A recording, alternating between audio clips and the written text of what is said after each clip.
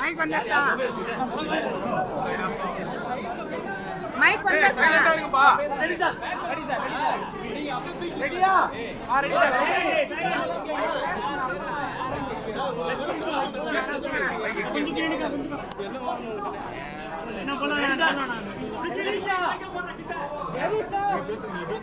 Mic என்னங்க?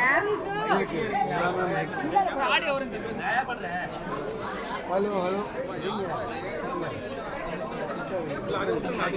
Hello ஐயா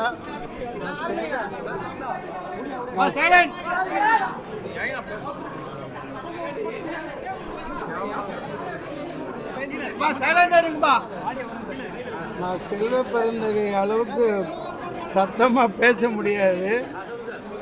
பேசுறது கேக்குதா? அமைதி அமைதி. நம்ம மாண்புமிக்க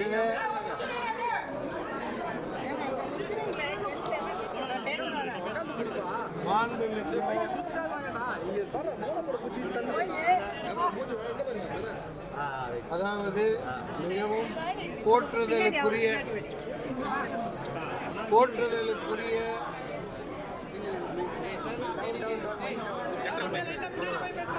யாரோட மைக்கு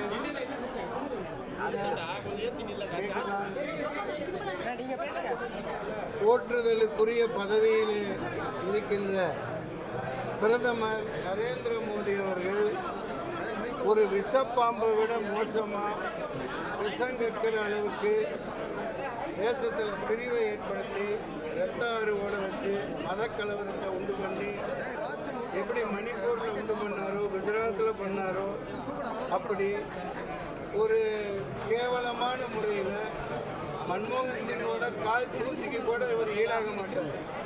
மன்மோகன் சிங் வந்து மிகப்பெரிய ஒரு பொருளாதார வல்லுநர், ஃபைனான்சியல் நிபுணர். கொஞ்சம் அமைதியாக இருங்க ப்ளீஸ். அவர் பேசினது ஒட்டுமொத்தமாக இந்த மாதிரி தாழ்த்தப்பட்டவர்கள், ஓபிசி, பெண்கள், இஸ்லாமியர்களில் வந்து ரொம்ப ரொம்ப பின்தங்கிய வகுப்பில் இருக்கவங்க, வேலைவாய்ப்பு இல்லாமல் இருக்காங்க, அவங்களுக்கெல்லாம் அந்த மாதிரி பிரித்து கொடுக்கப்படுற மாதிரி ஒரு பொதுவான கருத்தை கருணை அடிப்படையில் பேசுகிறது. 2006 பேசுகிறது.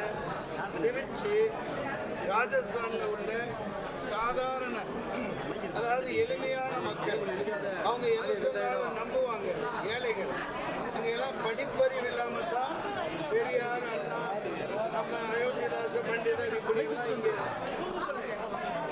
அப்படிப்பட்ட ஆளுமைகள் அங்கே இல்லாதனால அடிமையாகவே வச்சிருக்கிற அந்த ராஜஸ்தானில் இப்படி விஷம் கேட்கிற அளவுக்கு ஒரு மிகப்பெரிய, அவர் ஒரு மனிதராக இருக்கவே தகுதியற்றவர், கீழ்த்தனமாக நடந்து கொண்டார்.